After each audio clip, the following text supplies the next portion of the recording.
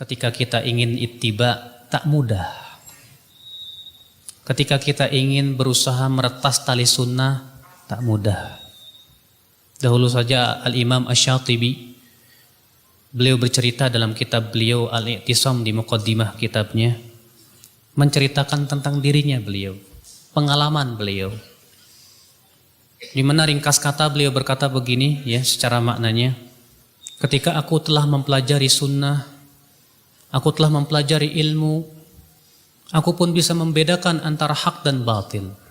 Aku bisa membedakan antara bid'ah dan sunnah, syirik dan tauhid. Namun kata beliau, aku dihadapkan pada suatu kenyataan yang pahit.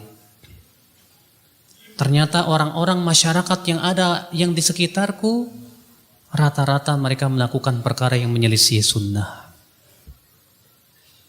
Sehingga kata Imam Ibn Asy-Syatibi, aku merasa bingung dan bimbang.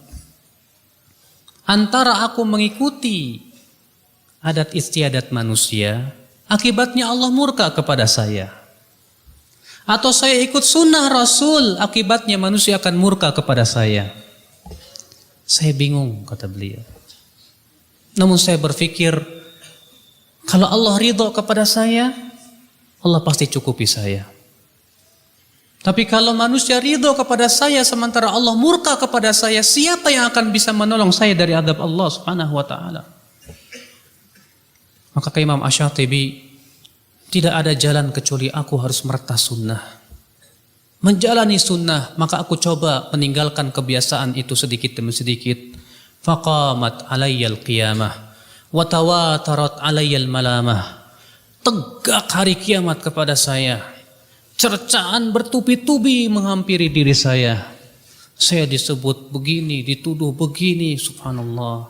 Al-Imam Asy-Syatibi rahimahullah, ketika hendak memulai meretas tali sunnah, ketika beliau hendak mulai meniti sunnah Rasulullah sallallahu alaihi wasallam, ternyata menghadapi cobaan yang begitu berat dari masyarakatnya. Tak mudah.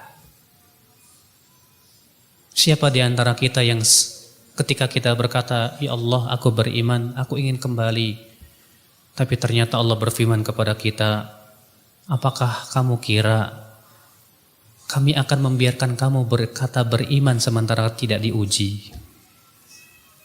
Allah berfirman dalam surat Al-Ankabut, Alif Lam Mim. Ahasiban nasu an yutraku an yaqulu amanna wa hum la yuftanun. Walaqad fatanna alladhina min qablihim fala ya'lamanna alladhina sadaqu wa la ya'lamanna al-kadhibin, kata Allah. Alif Lam Mim. Apakah manusia mengira akan dibiarkan berkata kami beriman sementara ia tidak diuji? Sungguh kami telah menguji orang-orang sebelum mereka. Dengan ujian itu kami mengetahui siapa yang jujur imannya dan siapa yang dusta.